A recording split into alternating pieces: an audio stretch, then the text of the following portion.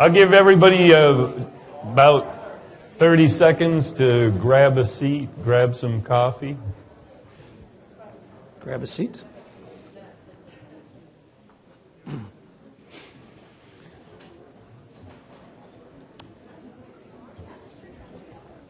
At the end of last semester, Chancellor Dworkin and I had a discussion, and we realized that it had been a year really since the announcement of unification, and we both felt that it was really a good time for the two of us to get in front of everyone again. And in particular to answer questions. We are distinctly aware of the fact that people have perceptions about what is happening, what isn't happening, what could happen, what couldn't happen, what should happen, what probably should not happen.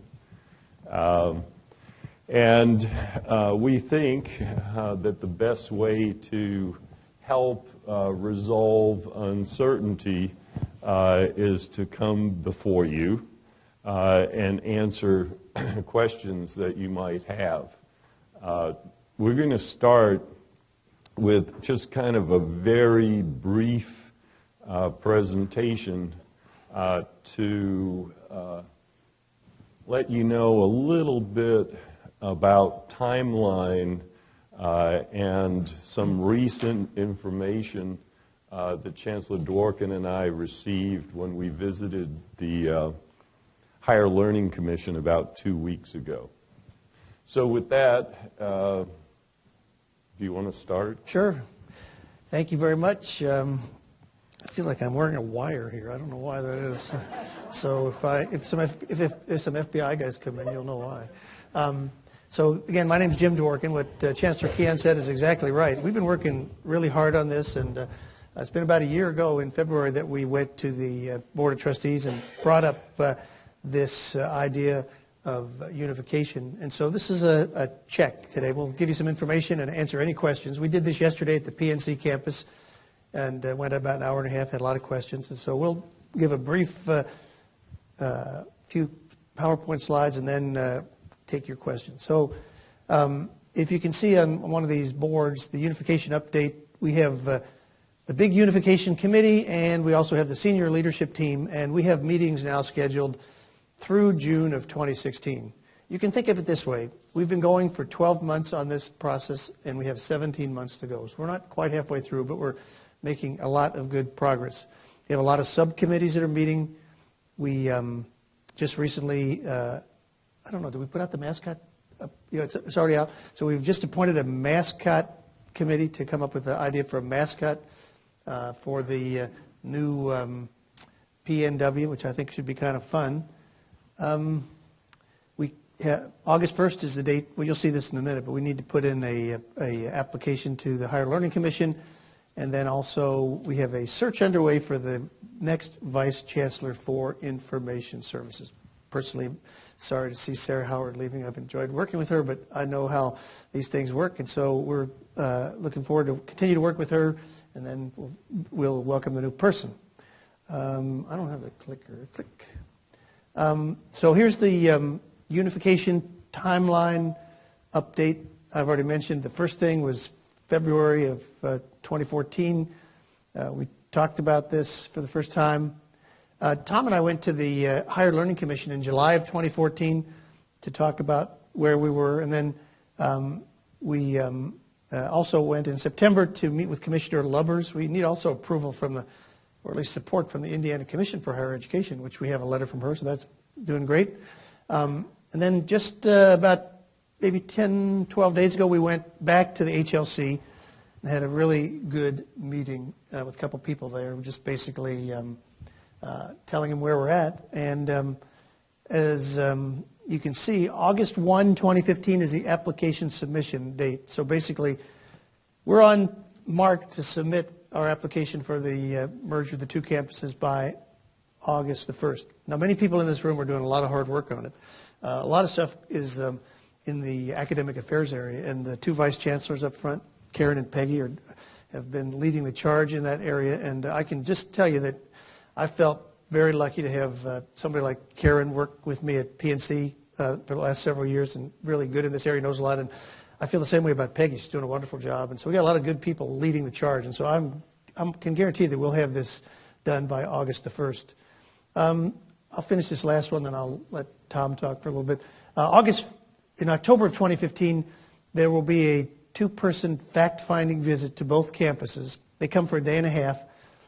And, a fact finder is find the facts. We find that you've done this. We find that you're, merged. We find that you have this person in this job, whatever, and they'll see how we're doing in terms of what we said we were going to do. And then they have 2 reports. One's called a staff summary report, and the other one is called a fact-finding team report.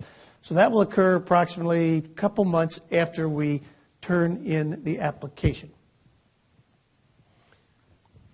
The fact-finding report is really a way for the Higher Learning Commission to be able to go to the board and let the board know that the information that is in the application is accurate. On February of next year, our expectation is that the board would then vote on our application. Assuming that the application is approved, we were told that it's likely that on March 1st a letter would come out letting us know that the unification was approved by the Higher Learning Commission Board, and that the 2 chancellors would have 30 days to respond to that letter.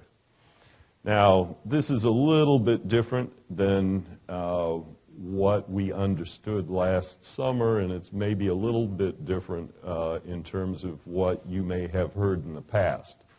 But specifically, once we respond to that letter, they then technically see us as merged, even though we're setting a July 1st date.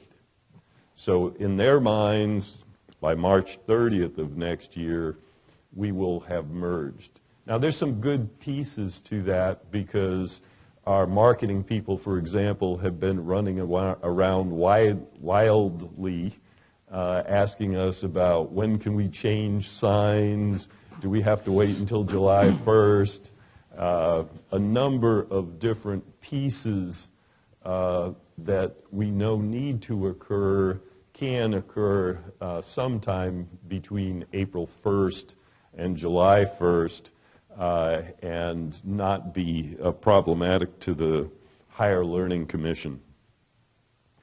So after that, they have a 6-month visit.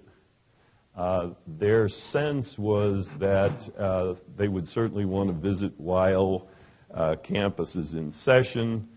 So it would be very likely that they would visit in September or very early October, again, just to ensure that what we said we were going to do, we are doing. And then the first comprehensive visit would come 5 years later. And as many of you know, and as some of you don't know, we'll be using the standard pathway as the process that we'll be working with the Higher Learning Commission. Okay, let's go on to the next slide. So basically, this is called late-breaking news. I wish I could tell you that the Cincinnati Reds had just hired a new good outfielder, but that would be more interesting. But this is late-breaking news about the unification. When we went up to that didn't work very well. Nobody's here in baseball now.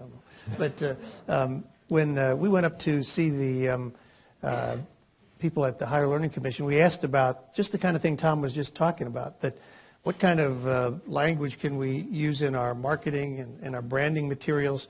And so basically they said, yeah, give us a proposal. So basically, the first one, we can use this language. Pending the approval of the Higher Learning Commission, Purdue University Northwest will be established through the unification of Purdue University Calumet and Purdue University North Central. So you can see that in materials about the students, because we should tell students the truth. You know, if they apply to Purdue Cal next year, they ought to know that the year after is going to be Purdue Northwest.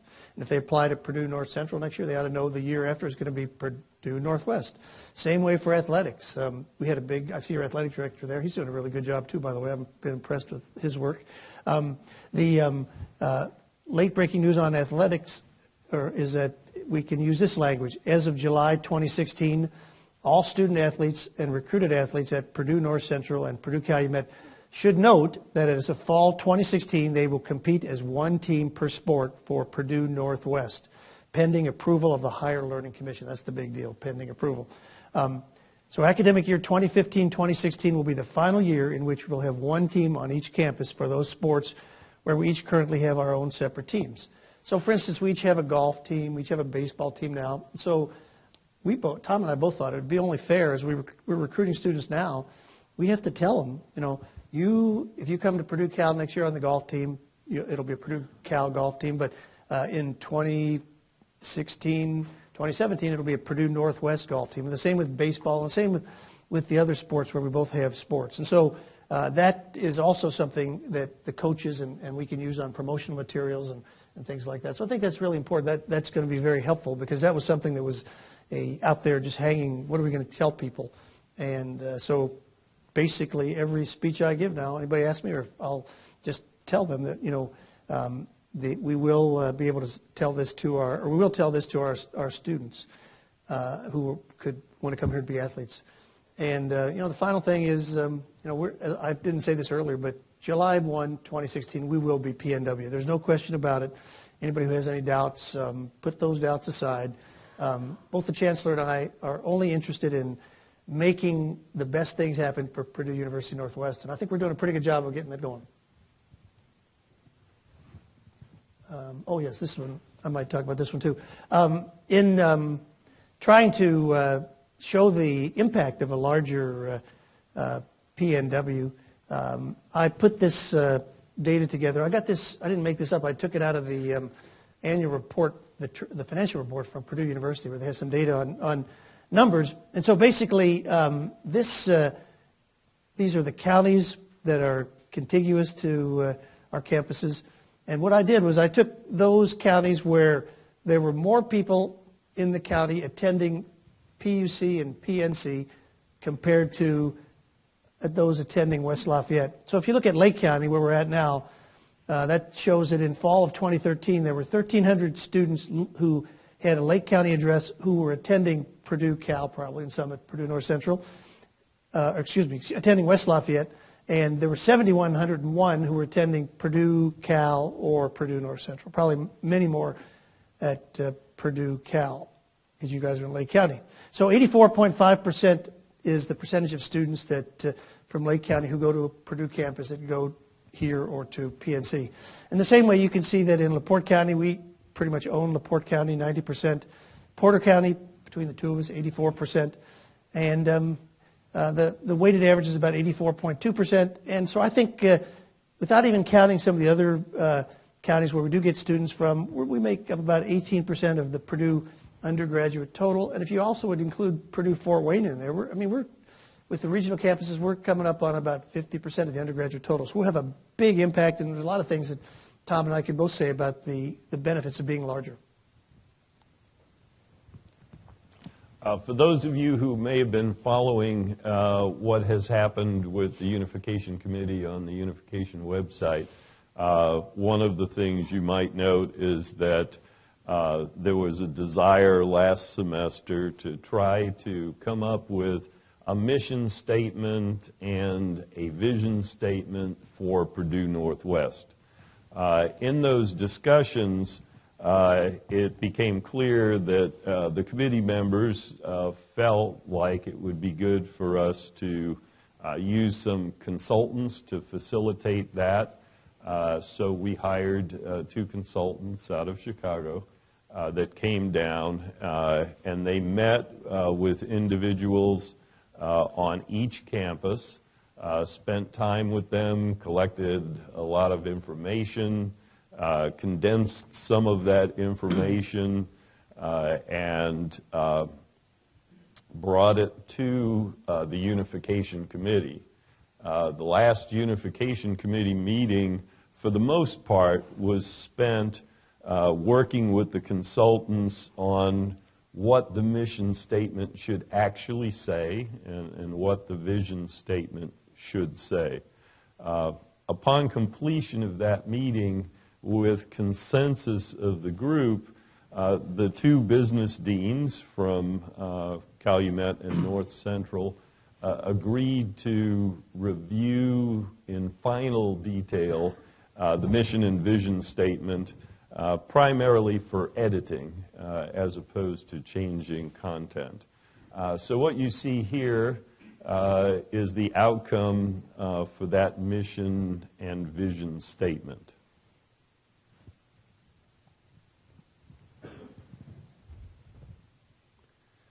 This is the Unification website. If you're not familiar with it, you can get to it from either campus's website, and it has a lot of information, a tremendous amount of information. However, there are obviously questions that people would have that may or may not be on the website, and so as promised, we would like to spend the remainder of any time we spend together answering questions that you may have. We have Nolan and Justin helping us with microphones. We're going to ask you to use the mic, even though we might be able to hear you.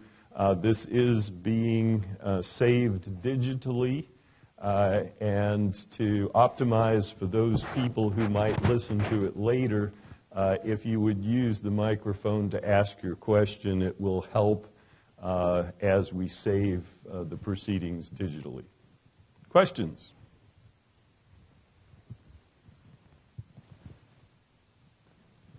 He's going to bring you the microphone there. Thank you. You spoke earlier about the language to be used in recruiting students and student athletes. I assume similar language should also be used in recruiting faculty? This is a good question, and this came up yesterday. In fact, we had several questions related to recruiting faculty. The two groups, the senior leadership team for this campus and the cabinet from the other campus, meet again, I believe, next Monday. And certainly one of the things on the top of our agenda, we'll be talking about recruiting faculty. One piece will be what language will be used for faculty. Specifically, what will faculty be told? And there's a lot of component parts to this, as we found out yesterday from the number of questions that rolled off this initial question. One question that came up yesterday was, will people be expected to teach on one campus or on both campuses, or how is that going to work? Our perception has been that, if you are hired for a specific campus, you will know that when you're hired, and you will teach on that campus. Sometime in the future, we may decide that a particular discipline would feel benefited by hiring somebody into maybe a narrower area of expertise that is currently not covered by both campuses, and may at that point in time, advertise looking for someone who would be willing to and would like to teach on both campuses as part of their permanent hiring contract. But at this point in time, the expectation is people would be hired into one or the other. And I would just like to say that one of the good things about having the meeting yesterday, even though we had been thinking about this, there was questions kind of framed in my mind that we need to put that up at the top of the list, like Chancellor Kean said. We will be talking about it. But yes, that we'll have to definitely work on that. Go ahead. I hate to sound impatient about this, but my department's conducting a search now. We're going to be having telephone interviews with candidates on Friday, so we have to say something to them. Well, if my advice to you would be to tell them that, what department are you in? Mathematics. Tell them that you've got a job opening for the Department of Mathematics at Purdue Calumet, and I would say at this time, like the Chancellor just said, there's no expectation they'll be teaching at the Purdue North Central campus. So I'd just say business as usual. I wouldn't make any, but I would tell them certainly that in the future, as of 7/1/16, we'll no longer be called Purdue Calumet. We're going to be called Purdue Northwest, PNW, and it's the combination of the two campuses. And so I would disclose as much, and I would tell them to have a look at the website that Chancellor Keehan just showed you. Does that help? One important piece, if you looked at the student information that we put up, it all says pending approval by the Higher Learning Commission.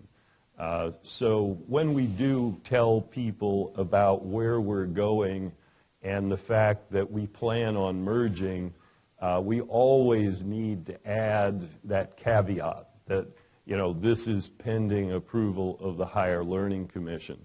And although we feel very comfortable about the fact that we're taking two strongly accredited institutions and merging them, that it will happen, for the sake of their board, we should always add pending approval. So likely what you would hear on Monday afternoon after we meet is that you should tell any prospective faculty member or any prospective hire throughout campus that they should be aware of the fact that Purdue University Calumet and Purdue University Northwest is under the process of merging, and that merger will take place pending the approval of the Higher Learning Commission.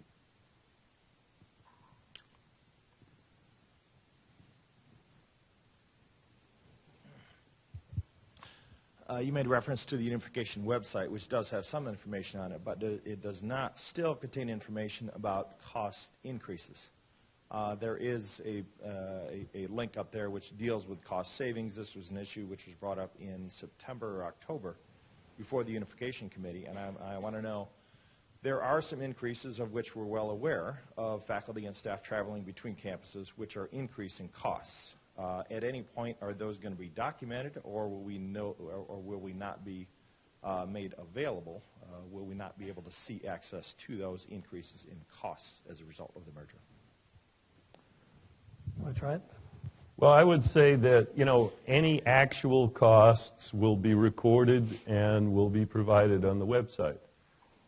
If you look at the year-end close, there were actual costs that were incurred in the last fiscal year, and they were appropriately recorded on the website.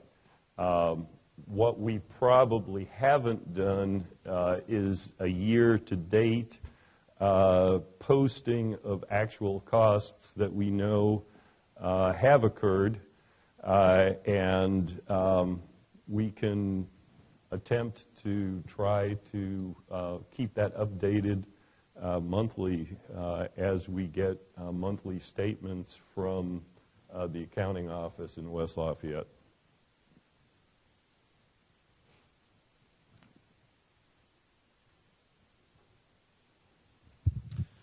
At the Unification announcement, both of you had said that while there was an acknowledgement there wasn't faculty input into that decision, there would be going forward. Yet we see evidence that there isn't faculty input. At what point are we going to see meaningful faculty input into decisions that are going to affect faculty, staff, the community of the campuses? Well, first of all, I appreciate the question, but secondly, I would totally disagree with the assertion that there has not been faculty input. I think all you had to do was be at the meeting yesterday at the PNC campus, and it was full of faculty. We had lots of faculty input. Our faculty senate has lots of input into the process. Every time we do any kind of committee, like I was talking about earlier, we put faculty on the committee in response to the questions that were asked yesterday about promotion and tenure, Chancellor Keon gave a great answer and talked about, he values input into this process. And also in terms of the questions yesterday about the structure of the university, he made the same statement. He was very strong about it, and I applaud for what he said. We value faculty input. So I think, when, certainly people have a right to ask any question they want, but I'm going to call it out because I don't think there's any data to support the notion that there has been not much faculty input into the decisions we're making.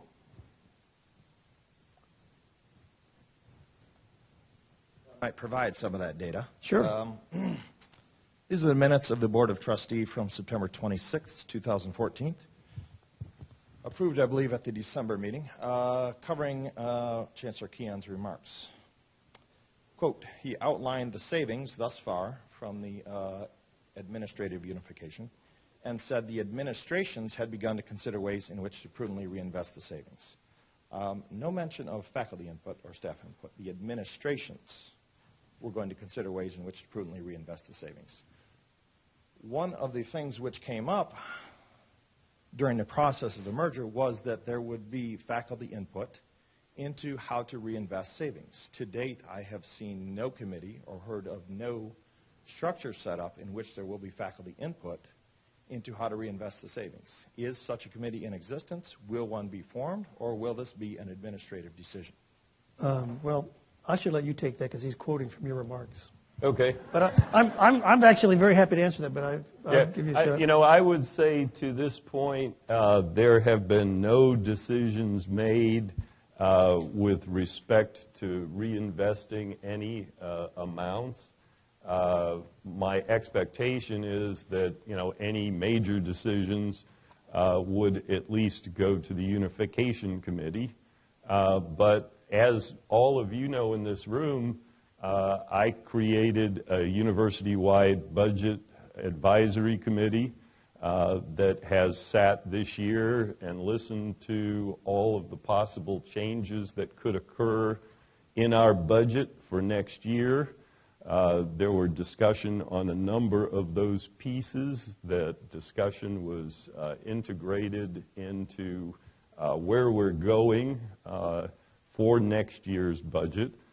So I certainly would be very comfortable in forming a committee that would have representation of faculty and administration and staff to take a close look at the reinvestment of those funds.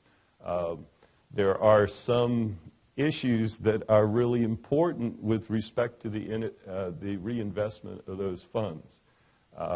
For example, a faculty administrative committee has been formed to take a look at faculty salaries across the two campuses relative to national norms. And at some point in time, as we're going to make adjustments in salaries, we have to decide where that money should come from.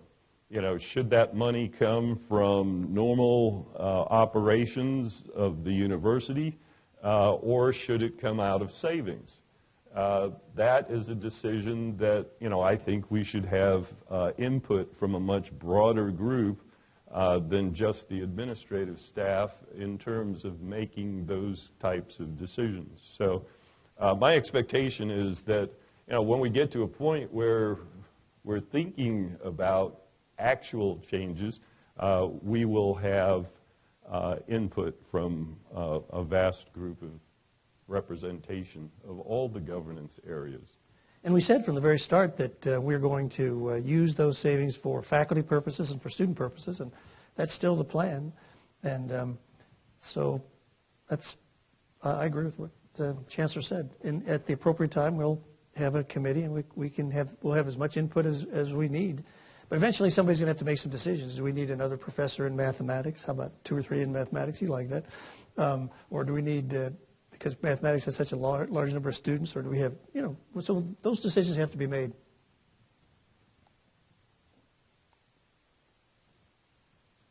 I think we got one in the back. That's fine. In regards to the unification of both athletics programs, is there any concern with over exceeding the maximum amount of players per team, and some players would have to be cut? Well, actually, it depends on the sport, I would guess. I'm not the best expert, although I've done some research on athletics. I don't know that I'm the expert on what the maximum is per each sport. But yes, if we have a sport like baseball where we have two big teams, probably either you're going to have one team that's big, and maybe there might be some possibility of some junior varsity type of approach. But there'll definitely be some changes there in some of those larger sports. Yeah, I believe that most recently the athletic directors from both campuses are about to start discussions on what the plan would be. Clearly now we understand that what we've handed to the athletic directors is a request for them to move toward a single athletic team in each sport for Purdue Northwest.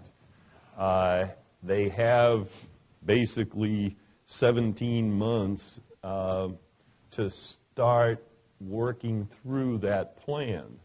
Now, when I say they have 17 months to start working through that plan, that's a little bit complicated because starting really this summer, they'll be recruiting for fall of 2016. So actually in 5 months, they need to be together on what the teams will be, how they're going to merge the teams, start talking about who the coaches are that will be recruiting.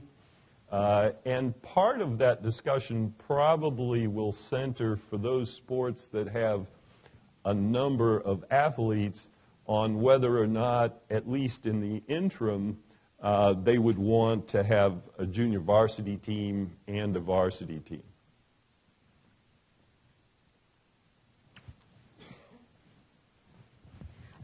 This is on a completely different topic. My question's about Metropolitan University status. I was reading recently that West Lafayette had approved Fort Wayne to go forward to, I guess there's another level of approvals with the commission to get Metropolitan University status, and I was wondering if this is on the horizon for Purdue Northwest. That actually came up yesterday, and I think basically your question is, I would augment it by saying the final step, I think it has to be a legislative approval. There has to be a law that will make it. But yes, the data that I put together that I showed earlier, that makes a pretty good case that a place like PNW, once it's established, is also a good possibility for a metropolitan university, different metrics. And I think, as Chancellor Keehan was saying yesterday too, that that gives Purdue University the chance to have one main campus and then two big metropolitan universities that would be dynamite throughout the north part of the state, and then we would have basically no regional campuses. So I can see that as a good possibility in the future.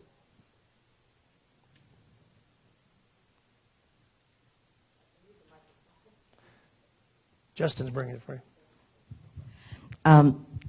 This is the question I asked yesterday, and I think I need to ask it again today about metropolitan universities. I'm not sure that everybody knows what that means, so it would be helpful if that could be explained. It's just a designation that basically is it's a step above, I guess I'd call a regional university. IUPUI is a metropolitan university. There's a little different funding formula. It's more of a research component.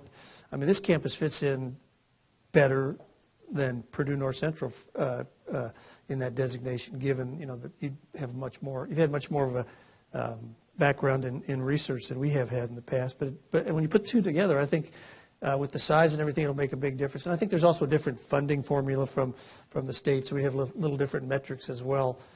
And I think it brings a bit of prestige. I was on the committee in 2013 that studied regional campuses, and that was really the big issue. Most of the meetings were held in Fort Wayne, and that was really the big issue. The legislators at Fort Wayne wanted this metropolitan designation. Now, as you said, President Daniels has agreed that that's something he would like to see. And I think it's going to be nothing but a good thing. I think it'll be nice. You know, one of the things I would say is that this really provides a great opportunity for us. The Commission of Higher Education has outlined what a regional campus is, what it can do, and what it cannot do. It has also outlined a metropolitan university, and then, of course, research-centered universities. However, up until and continuing, right now, there's only one metropolitan university in the state, IUPUI. And quite frankly, I'm not sure that as much thought and work has gone into describing and defining a metropolitan university as has been done with research or regional. You know, it's sort of like the in-between two different types without a lot of specification. So, you know, one of the things we can do proactively as Purdue Northwest is start working with the Commission of Higher Education to come up with a better, more solid definition of what a metropolitan university should be. Personally, you know, I looked at this pretty closely. There are only 5 metropolitan areas within the state that have appropriate populations and appropriate number of job opportunities to ever be considered as metropolitan. Some might argue that there's really 4, but 4 or 5, being generous. You know, and I think that needs to be part of the definition, which I don't think exists right now.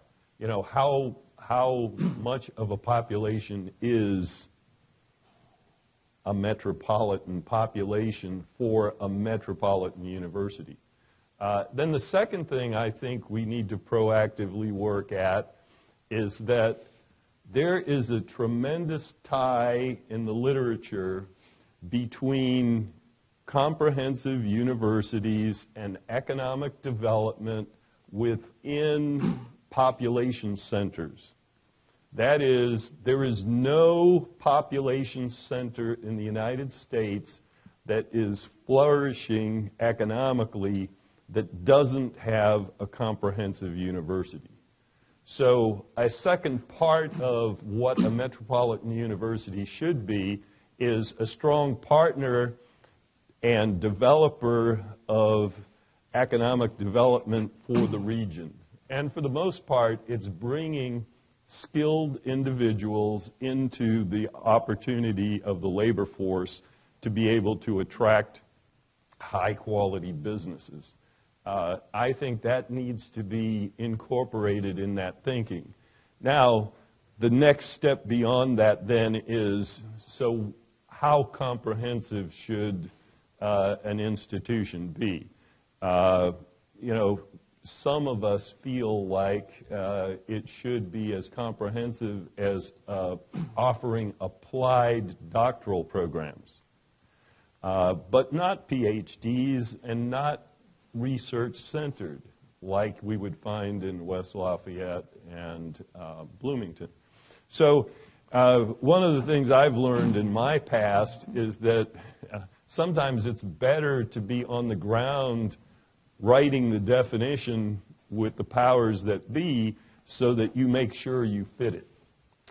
One of the complicating factors when you look at IUPUI as being the only metropolitan university right now, when you compare yourself to IUPUI, they've got a medical school, and that skews everything. All the, you know, if you look, remember Karen and Peggy, the research numbers and things like that. So you have to really, if you looked at IPFW and IUPUI, you would say they don't really look that much alike on the research side. But once you take out the medical school, then you can start delivering on some of those parameters that Chancellor Keon was talking about. So I think that's a good possibility for the future.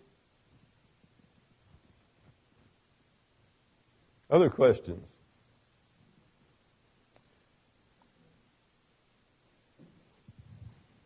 Initially, there was some talk about contracting out services, maybe reducing our labor force and going with contract vendors. Is there still talk about doing that? We never had that discussion that I recall. No, we've never talked about that that I Ever. recall. Okay, well, like print and mail services and the Student Health Center have been, there's a push being put on right now to privatize those. I'm just wondering if we're going to expand on that. We're not planning to. No interest in doing that, really. One of the contrasts I think we're seeing is that some of the things we're hearing don't line up. For example, the shared vision statement says that Purdue Northwest will promote critical inquiry.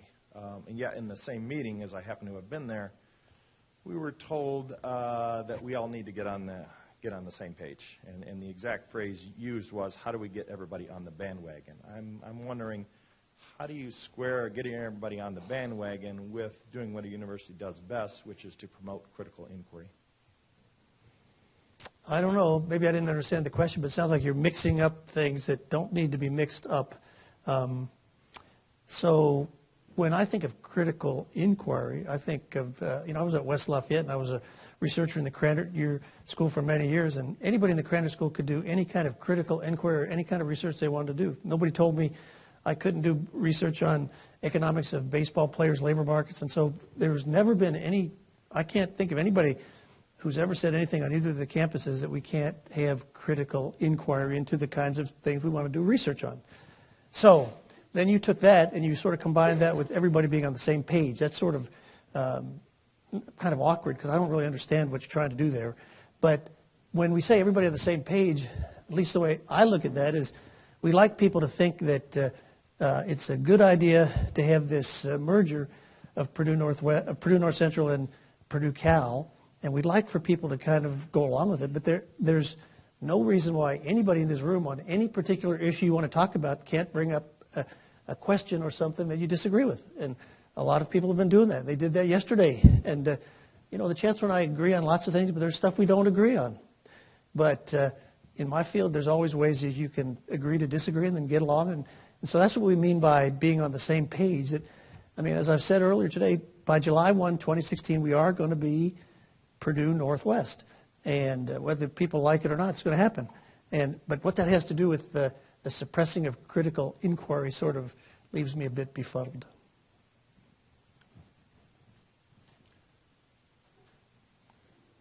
I can clarify then. The critical inquiry I'm looking for is this a good idea? To my knowledge, there has never been an analysis of the financial or academic impact of the merger. Do you have any data on that you could provide? Are there plans to conduct such a critical inquiry of the financial and economic impact of the merger on the campuses? I'll let you take that one. Yeah. Well, the truth of the matter is the train has left the station. The Board of Trustees said we will merge, and we are merging.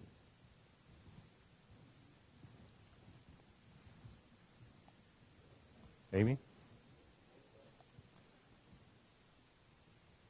I've had a lot of people ask about the athletics and when we merge and become all one team. Where will the games be? Will they be played here? Will they be played at North Central? All of those decisions are yet to be made. Earlier in an answer to a question, I had said that the two athletic directors are going to just start initial discussions right now. Where we have joint opportunities for the ability to host teams, it's likely that we'll play on both campuses. Knowing most athletes and most athletic directors, they're probably going to take what they perceive as the best quality facilities to be the one that they play the most in. That's just a thought about what might happen, but the decision hasn't been made, except that, it is clear that we will be playing at both locations for some sports.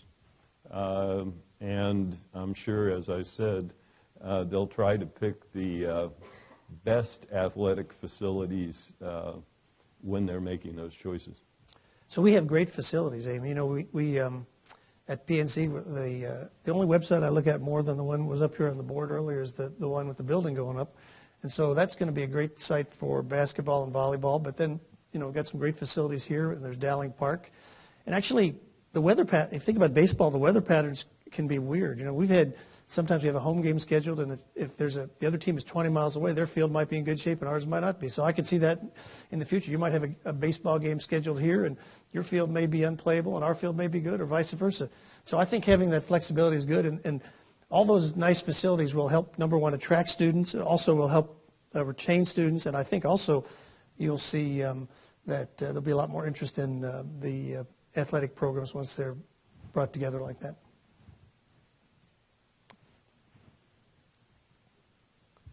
I was just wondering, is there any plans for the Peregrine Express to have a route to North Central, like for meetings or athletes? Or... The bus thing you're talking about? Right. Okay.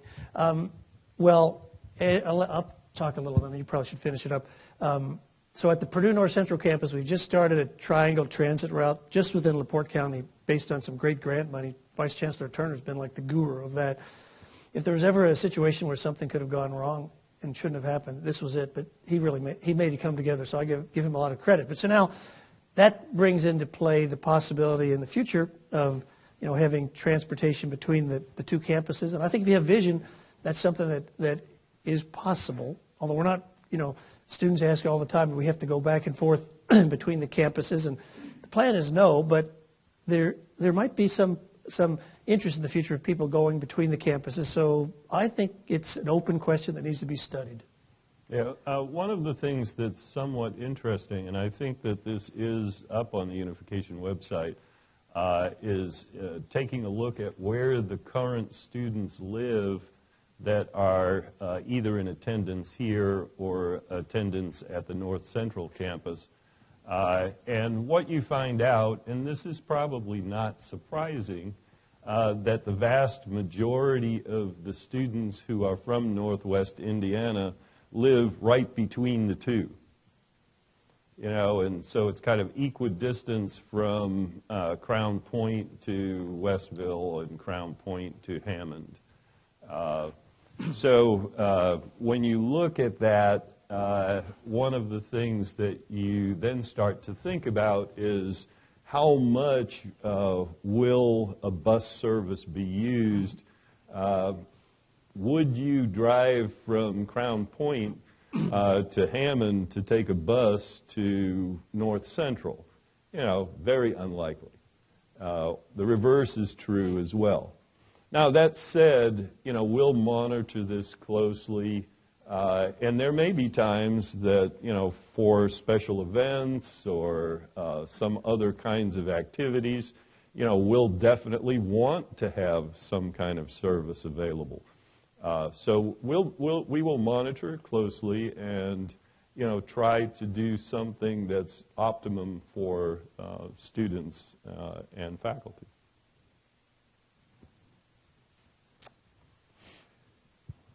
The other side of the room. I'm tilting to the right too much. I want to tilt over to the left.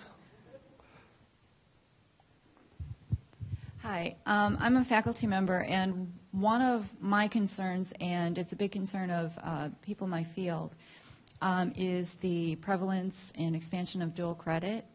And I was wondering if in the future there might be more of a comprehensive study of where we've been and where we're going with a lot of hopefully significant faculty input. So this is one area where we may have a little bit of a disagreement. And let me just give you my take on it, and then I'll let the Chancellor get the final word on this. Dual credit is the way the state is going. The Commission likes this. It's a way for students in high school to earn credits and be able to graduate in 3 and 4 years. Our experience with dual credit has been very good. We've had we're in about 43 different schools, and we are accredited by NACEP, which is not very common. And also the data for the students that come to PNC who have taken dual credit, they tend to have higher grade point averages, not only in high school, but also when they get to PNC. So we've been very satisfied with the dual credit, and actually it's increased the number of people that have the ability to be on track and graduate in 4 years. Having said that, we have some issues there. We have to be very careful that the right instructors in the high schools teach the classes. We work very carefully on that, and I can't tell you how many times I've had somebody call me up and say, we can't offer that class because, the person, a superintendent might call me or a principal, well, we can't certify somebody to teach the class who doesn't meet the NACIP accreditation standards. So I think dual credit's been pretty good. We got a grant from who did we get our grant from? We got a grant from the Commission for Higher Education. That's where I like to have these people here because when I forget these, you get a little older, you forget some things.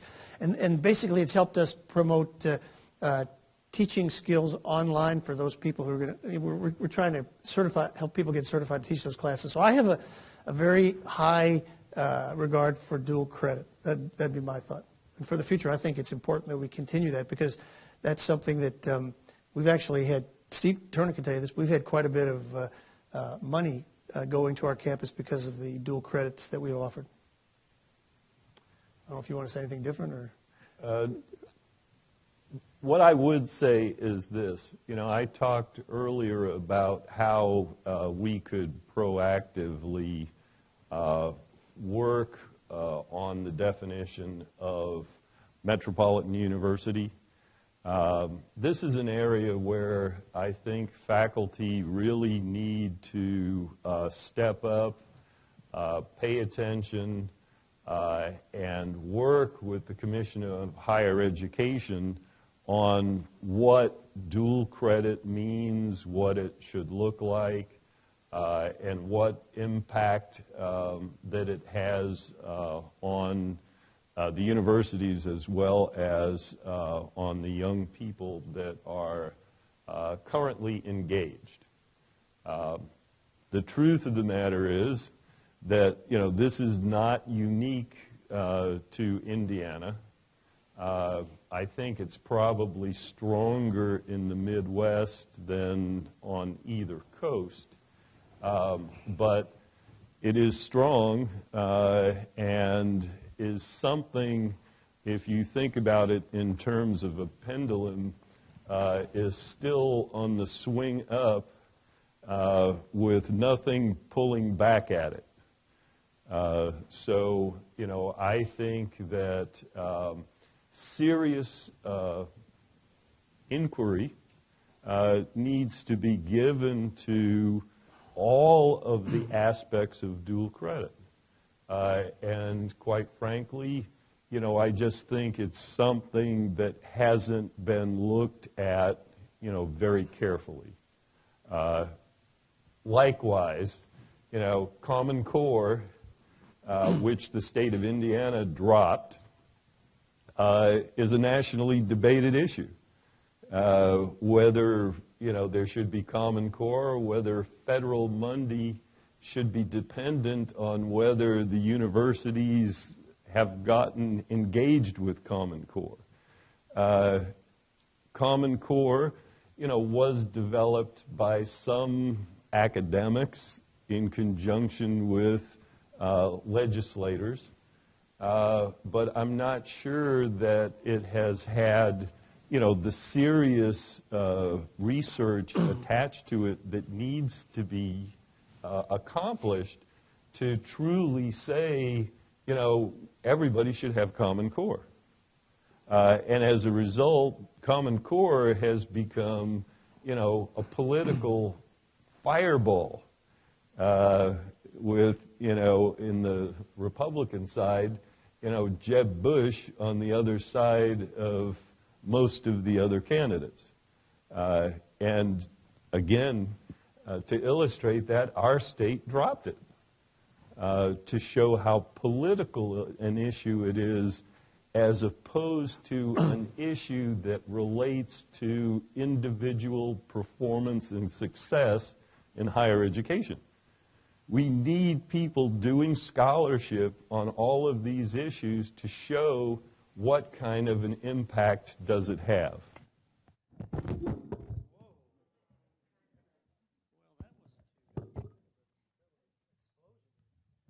Professor, I don't know if I answered your question very well on dual credit, but I would say that there are also faculty members at the PNC campus that are very concerned about dual credit. And I think with the work with the two the provost and the vice chancellor are doing, we can work this out. We do it differently on the two campuses, but I think we can come to some way to make this work well. I want to thank you, and hopefully in the future there can be more faculty input. I did serve on the Commission for Higher Education when this was being germinated. After my term, it was mandated by the state legislature, so I was kind of involved in the aftermath. I don't think dual credit in itself is a bad thing. I think there are some benefits. But I do think that faculty, again, a lot of the decision, the discussion, the debate takes place at the highest levels, even outside of the university system. But faculty have a lot to add to this. There's a value that we can bring to the discussion. So hopefully we can do that in the future.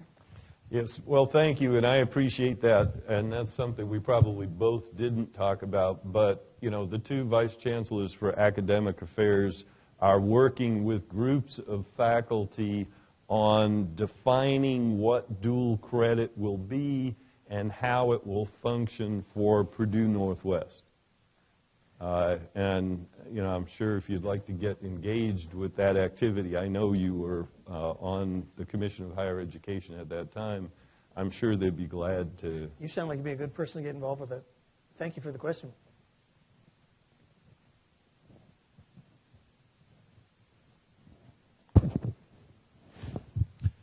Look, to go back to the question I had earlier, in which I asked about the economic and academic impact of the merger, and what it sounded like was Chancellor Keon saying that there's no need to assess that impact. That seems a little disconcerting to me. Would you care to clarify whether or not we should or should not be looking at the economic and academic impact of the merger on the campuses? We should. Are we doing so? Well, we haven't merged. it seems to me that every report I read shows that he talked about it earlier about the places where there's a college campus leads to economic development. You know, the unemployment rate for somebody who's with a college degree is like 2.8%, very unlikely to be unemployed. And at the other end, where people are just without high school diploma, it's about 9%. So yes, there's a huge economic impact of universities. And the other thing is most of our graduates at Purdue North Central, and I think probably the same is true for Purdue Cal, although I don't know the exact numbers, stay right here in the area. And that's why we spend so much time on economic development. So that'd be my answer. Well, but along those lines, the impetus we were given, which, leaving aside the fact that a lot of people don't seem to believe that the merger was done to save money and to reinvest that money in other places. That seems to be evaporating when, if we go back to the remarks that Chancellor Keon gave in November in front of student groups, in which he said, if we look at the two campuses' line item budgets within the legislature and combine those, we're not going to get that amount because that would put us up on par with Fort Wayne. That's not exactly what I said. What I said was that we don't know how much we will get. We would love to add the two together and get that amount, but we don't know that that's what's going to happen, is what I said. If we don't know that amount, how can we project that we're definitely going to be saving money if it's such an unknown? And if that's the case, and if that's our primary rationale for merging, shouldn't we be asking questions as to whether or not the merger is worthwhile if we might actually be losing money by doing so? I think that's an excellent point. I think we should ask Itchy what their plan is. We will ask the president to make that request.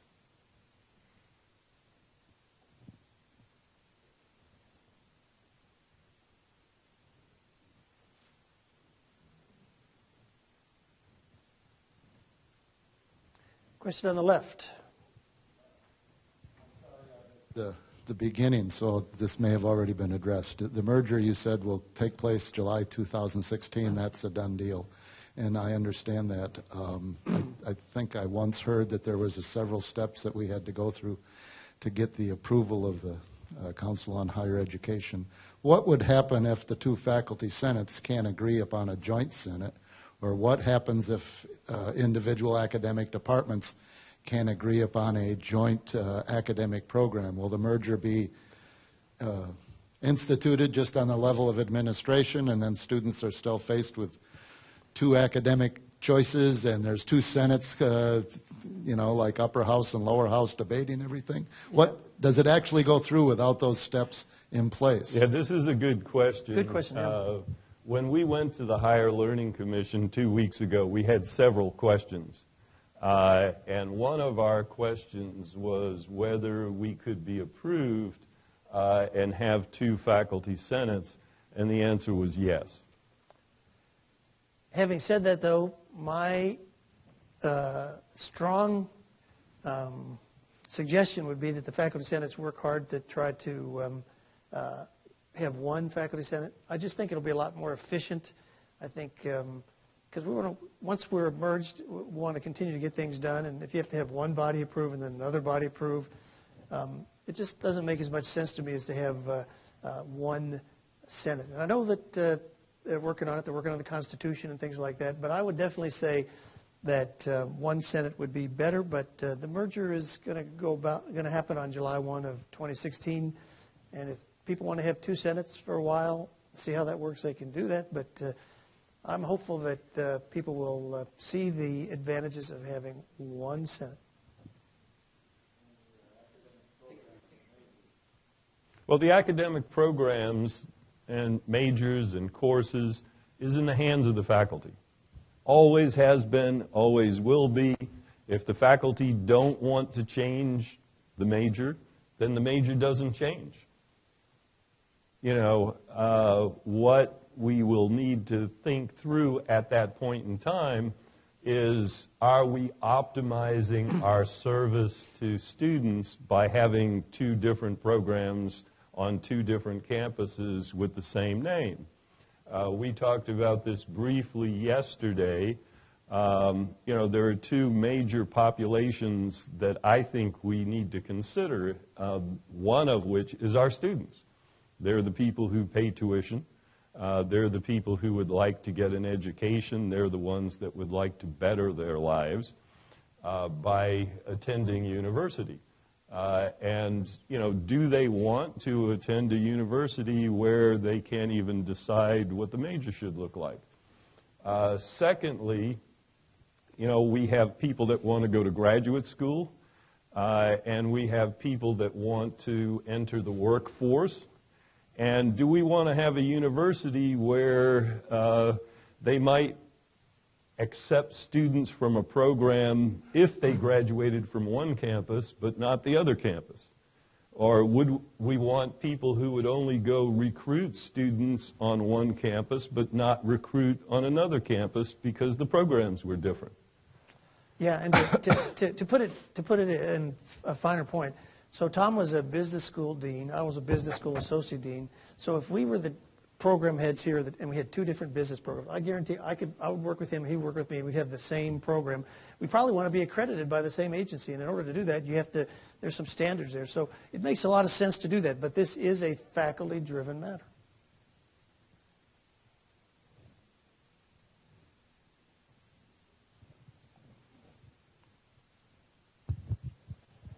Well, to follow that up then, if the faculty at two campuses take a vote and decide that they don't wish to combine any programs, but simply to allow and encourage the administrative unification to occur, you're saying that would be fine? You have no problem with that?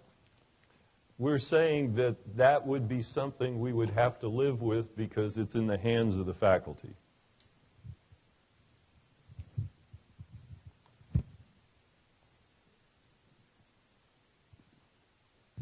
I was just wondering, once the academic structure is finalized, is there going to be the same departments on both campuses with one department head for both?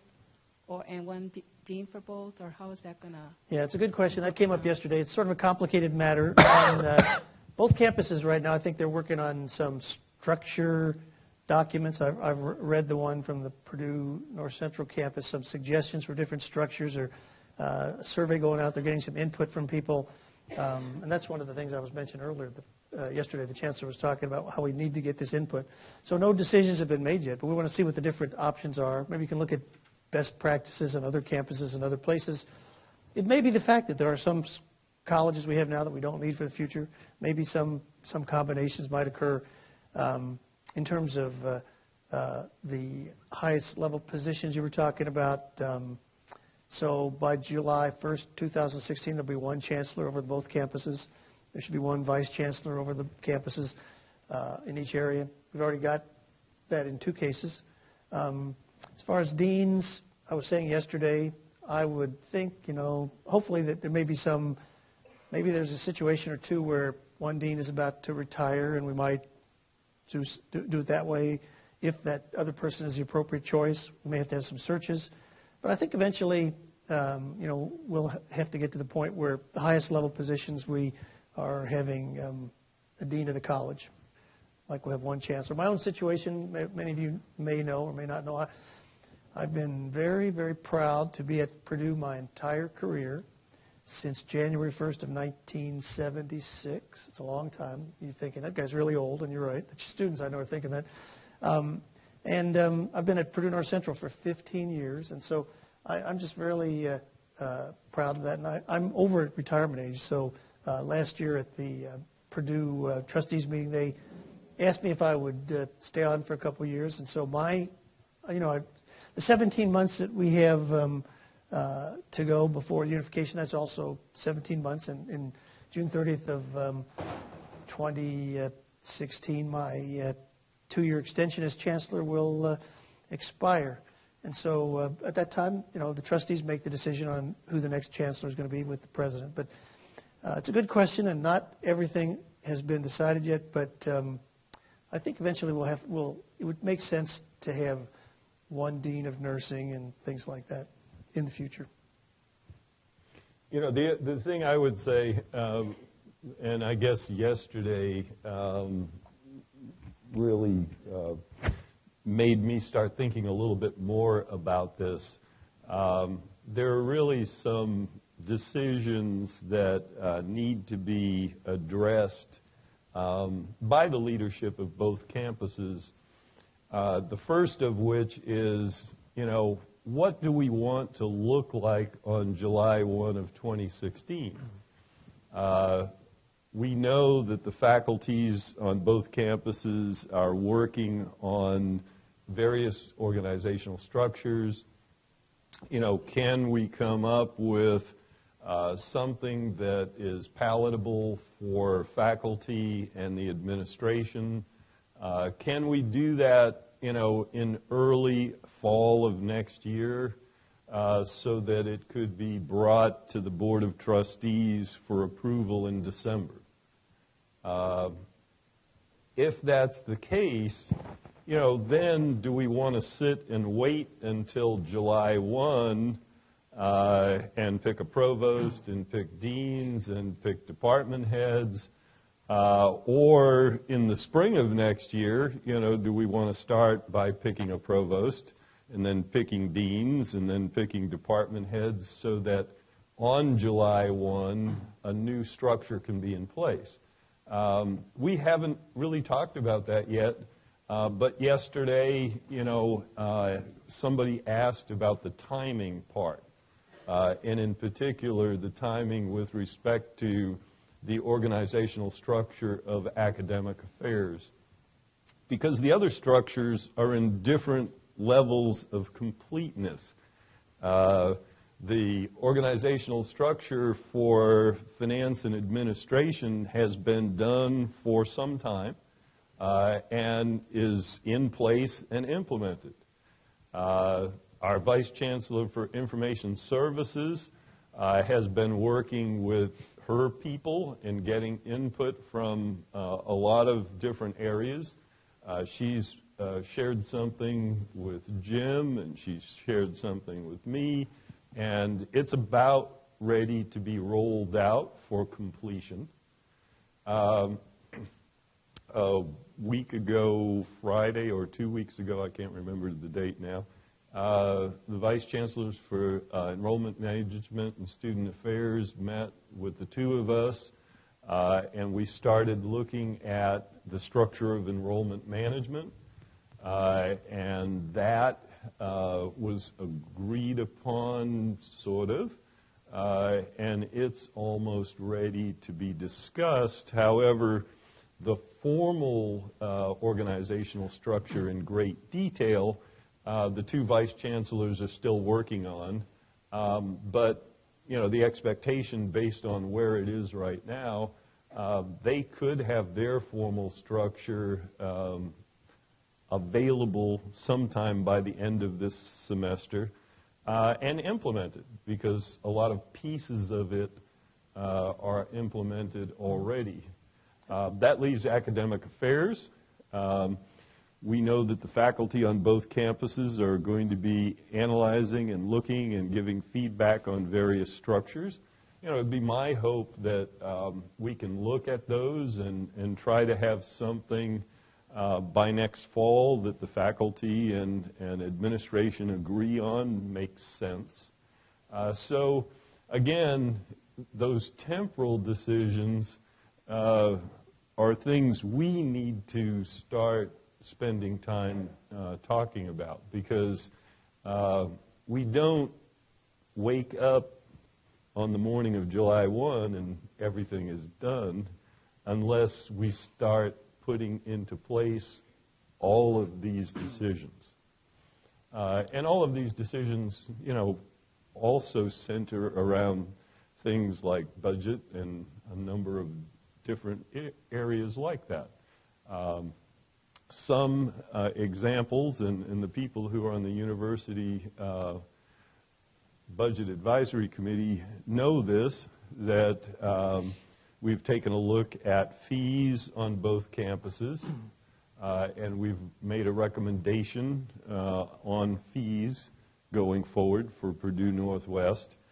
And we've also made a preliminary recommendation on tuition increase, knowing that the tuition increase for each campus needs to be different in order to get the tuition to be equalized over the next 2 years.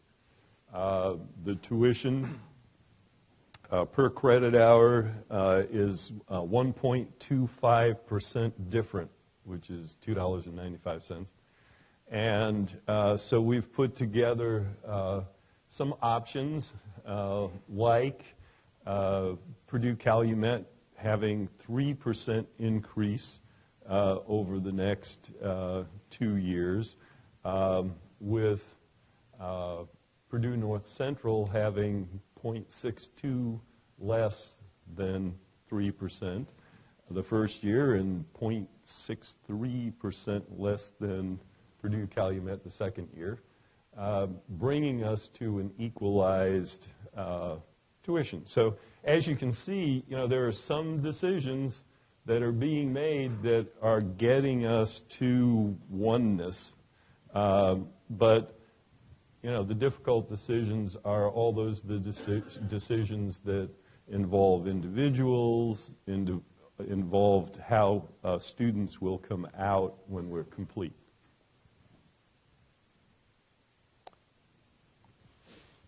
I just wanted to thank both of you for coming out and doing an open forum here and one at PNC. I think it provides a great opportunity for student, faculty, and staff to ask whatever questions about the merger they might have. So thank you both. Thank you. My question is in regards to student organizations, student activities on both campuses. Is there any plans for, let's say, if there's an organization at PNC that's similar to an organization at PNC, for the two to combine and work together on a plan, and also for the two schools' new student orientation leaders to combine and work on coming up with a plan for how to talk with incoming students?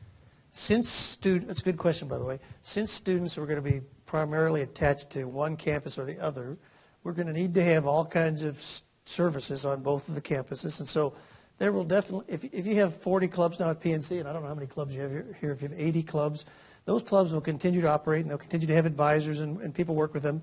If there is some interest in having some joint club activities between the campuses, that'd be great. I mean, I was talking to somebody the other day, and I just learned this morning, see, at the Purdue North Central campus, we have a Frisbee golf course, and apparently you have one too, disc golf course. And the person who designed the course on our campus is actually an old friend of mine. He's a professional disc golfer, quite the job, a professional disc golfer.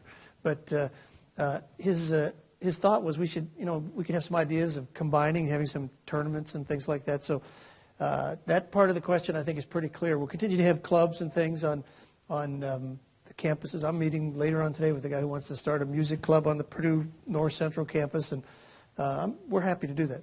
Now, the second part of your question, I'm going to let Tom take, because I kind of forgot what it was. Right? Tell you the truth. Do you remember what was the second part of his question? You don't remember either? What was the second part about the? That was about the idea of the orientation leaders. Yeah, actually, my understanding is that the student affairs staff from both campuses started discussions a week or two ago, and they're talking about, how to take advantage of expertise on campus, on each campus, to optimize what student affairs should look like for all students, one part of which was new student orientation. So they are clearly working together to, become a single operational student affairs wing of Purdue Northwest, but there must be specific individuals and activities on each campus, because service of students is essential and needs to be localized. It's not something that you do by email or post a note on social media to make it happen. So this occurs to me, this is another great example of where we can work together and have some synergies. For instance, I was thinking of the Martin Luther King event. Like on the Purdue North Central campus, we tend to do a community event on the day, and we have some students there, but it's a community-wide event. I can't tell you how often somebody in LaPorte County says, this is the premier event in LaPorte County. This is really awesome. But my wife Nancy and I, we always think, well, we don't really have very many student events. Well, guess what? Purdue Cal, I looked at their list. You have a lot of stuff during the week, student events. And so this is a great opportunity to merge the best of what we do on both campuses and make this really good for both.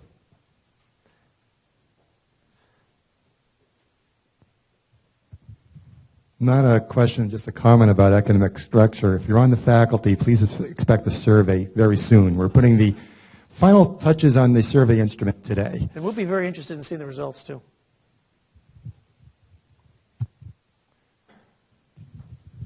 I was just wondering if you could talk a little bit about admissions and recruitment of students and how you're going to attract them, and to which campus. Are you going to have different ones on each campus? And depending on the answer to that, I may have a follow-up question. I would say that at this point in time, we're just putting together a combined marketing strategy. However, we don't have a tactical piece related to that strategy. There are a lot of questions that are unanswered right now.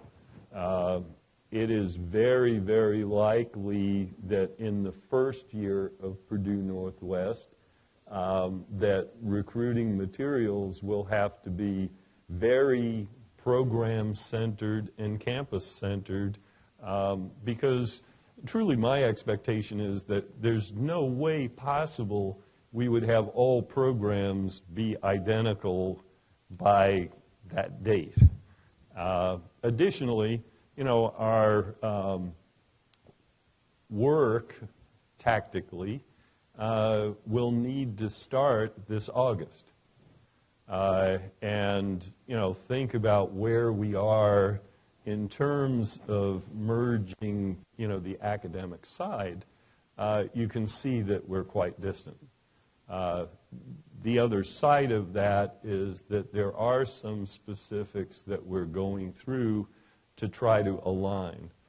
So we have an alignment plan for admission standards and pieces that, really will make us the same as opposed to looking like two very different entities under the same umbrella.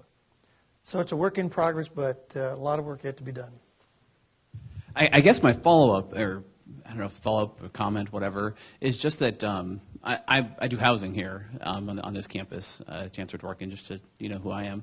And I guess my question is, / comment, if we're recruiting at Purdue North Central and we find a student who's looking for an on-campus living experience, more traditional, more connected to the university. And I know that you guys have the across the street, you guys have a complex, but I've been over there, I've toured, and it's not exactly the same, like connected programmatically as ours is. Right. Is that something that we'd be open to as a university if we're recruiting for separate campuses?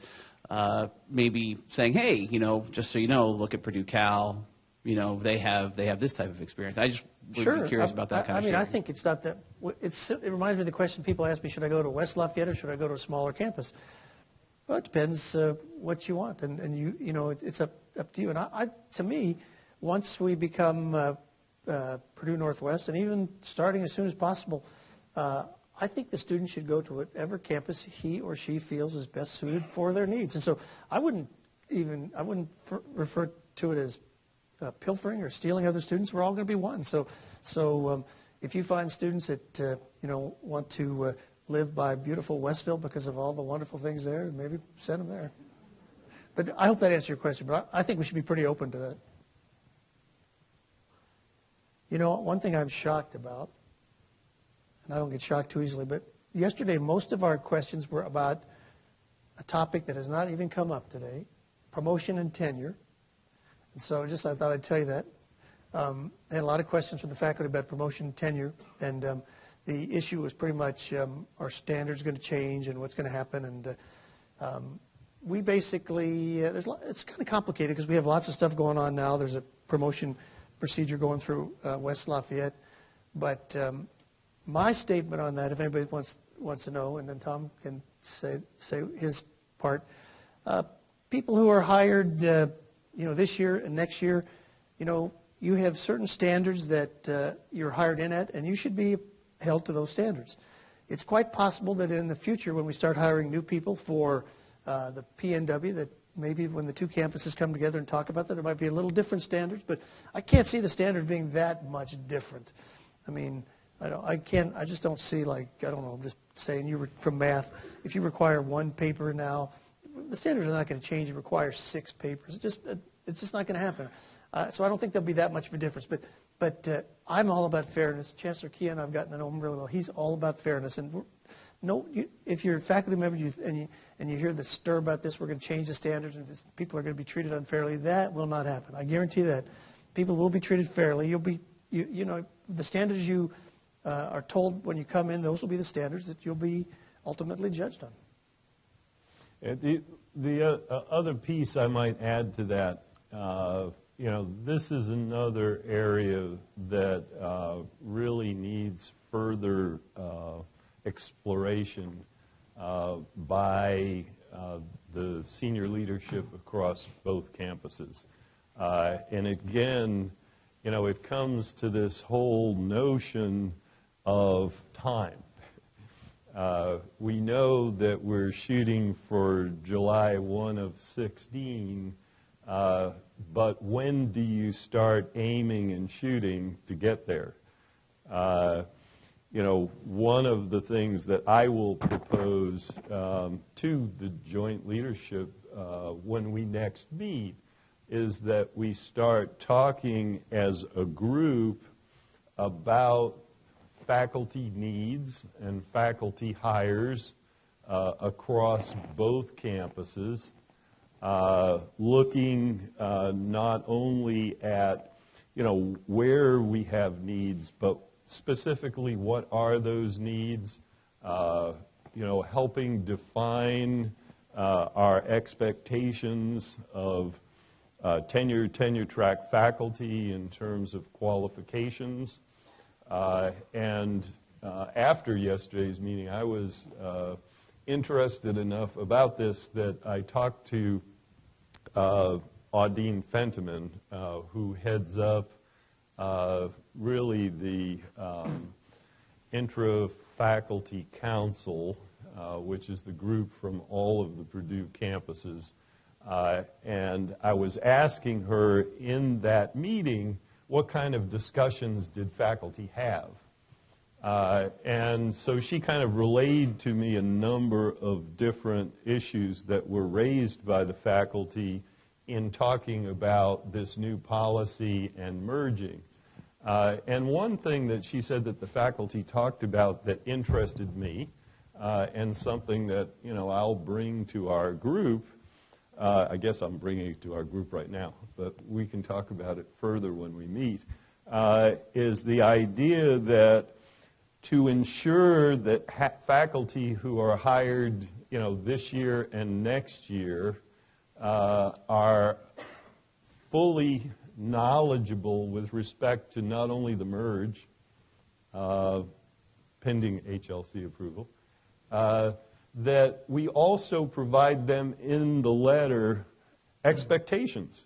And if there are departmental documents that are available now that help outline what the expectations are for promotion and tenure, that we make note of that in their offer letter and provide that documentation with their offer letter so that they know exactly where they're being hired and what their expectations should be. I'm hoping that our group thinks that that faculty group made a great suggestion.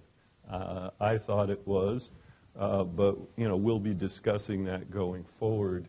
And again, as Jim mentioned very early in our Q&A, we want everybody to be as fully knowledgeable of what's happening, particularly people who are new entering our system. New students, new faculty, and new staff. We need to do everything possible that we can to ensure that as we're going through this process of having them become part of Purdue Northwest, that they are fully knowledgeable of what they're getting into. And I know Jim, because of his background, agrees with it. Definitely do. So it's about 11:30. A lot of good questions. I'll take one more, if it's an easy one. Okay. As I sit here with my colleagues from the registrar's office, we are concerned about commencement and what does that look for? How does that look in the future? And I guess for me specifically, so if a student is a sophomore, are they graduating from Purdue Calumet or Purdue Northwest? What will they put on their resume? What should they begin to say? Really good question. So basically, I can tell you the diploma will be the same thing. The diplomas always say Purdue University, awarded in, Hammond, awarded in Westville. So I don't think there'll be any difference there. In terms of where the commencement exercises will be held, we're going to have a brand new facility. So, I'm thinking we'll have separate commencement exercises. We'll have commencement exercise in Westville, and then wherever you have your commencement exercise, we'll do that. What will people tell others where they graduated from? Well, that's a good question. I would say the following. Certainly after July 1 of 2016, you're a PNW graduate. But before that, you may have some, allegiance to Purdue Cal or to Purdue North Central. But the other thing I would say is even once we have the merger, the signs over here will say Purdue Northwest, Calumet campus. and the signs over at PNC will say Purdue Northwest, North Central Campus. So I think people can still have that identification. In the long run, I don't think it makes that much difference, but I'll let you take a shot at that. No, I think I would have answered the same way. Okay. Does that help at all? Okay. Thank you very much. Pending approval of the higher Pending learning approval of the commission. Higher Learning Commission, yes. Well, thanks again for everybody for coming, and appreciate your questions. Thank you.